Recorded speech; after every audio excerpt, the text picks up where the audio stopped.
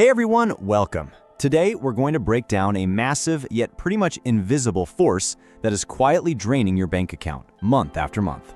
Let's dive right in. Have you ever had one of those moments, you log into your bank account, maybe it's the 15th of the month, well after you got paid, you know you didn't buy a new car, you didn't go on some wild vacation, nothing crazy, and yet you're just staring at the balance thinking, seriously, where did it all go? It feels like it just vanished. If that sounds familiar, trust me, you are definitely not alone. You see, for most of us, the real issue isn't some huge financial disaster. It's what we can call the silent expense problem. Think of it this way. It's not one giant cannonball hole in the side of your financial boat.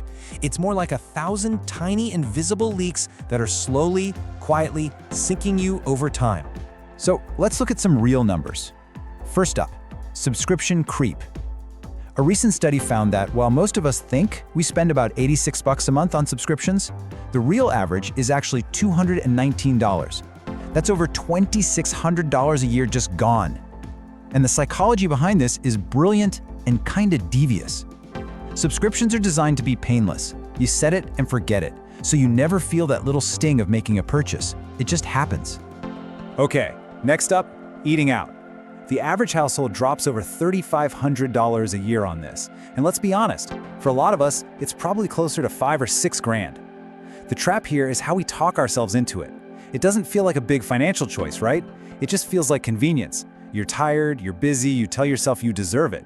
We frame it as self-care, but that self-care could literally be funding your entire retirement account for the year. And here's one of the most invisible costs of all: the money your car loses in value. I mean, you never see this cash leave your account, but it is very, very real.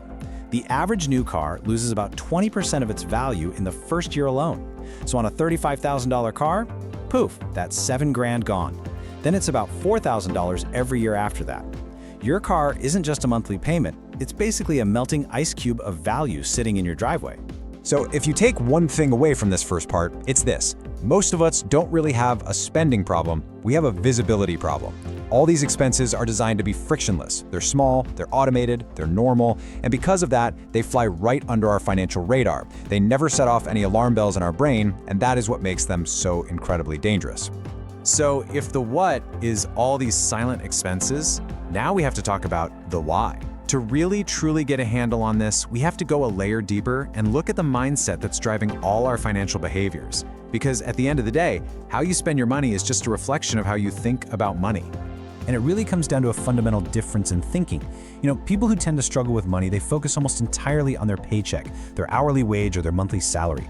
They see obstacles everywhere and think in terms of scarcity, like, I can have either this or that. On the flip side, wealthy individuals are laser focused on their total net worth. They're trained to spot opportunities, and they think in terms of, how can I have both?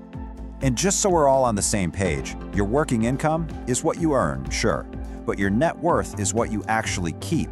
It is the real score in the game of wealth. You can earn a huge salary, but if you don't know how to hold on to it and grow your assets, you'll still end up broke. Wealthy people get this. They know that high net worth is the engine that creates even more wealth and opens up more doors. This classic old story about two shoe salesmen just nails the mindset difference. They both go to a town where no one wears shoes. The first salesman sees a huge problem, a total obstacle.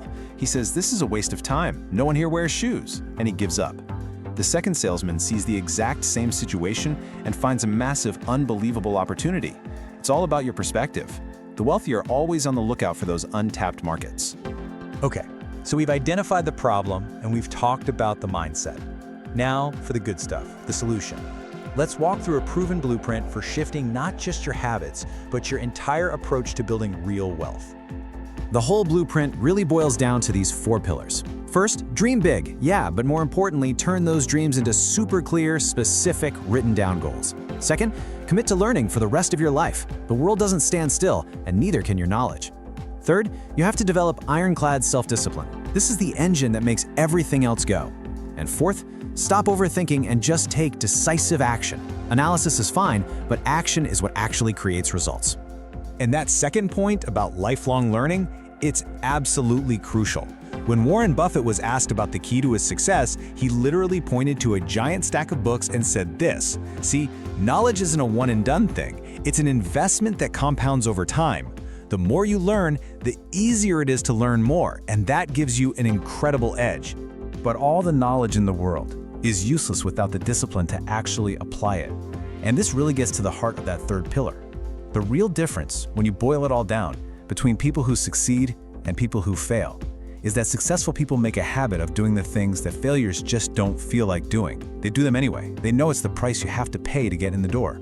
All right, this is all great in theory, but how do we actually turn these big ideas into immediate, practical action? This last section is all about your first steps, what you can do like today to start plugging those leaks and building a whole new foundation for your finances. So here's your game plan. First, you have to audit your spending. Pull up the last 90 days of your bank and credit card statements and see where the money is really going. Second, automate your investing. Make paying yourself first something that just happens, no willpower required. Third, add some friction back into your life to stop those impulse buys. And finally, keep investing in yourself, your knowledge, and just as importantly, the people you choose to surround yourself with. And this is where we flip the whole script. You're going to use the exact same silent automated system that companies use to drain your account, but you're going to use it to build your wealth instead. If $500 a month is automatically invested before you even see it, you literally can't accidentally spend it on something else. You make wealth building the new thing that just happens quietly in the background. And when you really see it all laid out like this, it's kind of shocking. When you add up all these seemingly small leaks, the subscriptions, the convenience food, the car losing value, it can easily add up to over $10,000 a year. And that isn't just lost money, that's a lost opportunity. That same 10 grand a year invested over 30 years could grow to well over $1 million. So ultimately, it really just comes down to this one question. Every single dollar you have is going somewhere. It has a direction. The only choice is it being directed by you towards your goals, or is it being silently siphoned away by everyone else? By making these invisible expenses visible, you can finally be the one who gets to choose.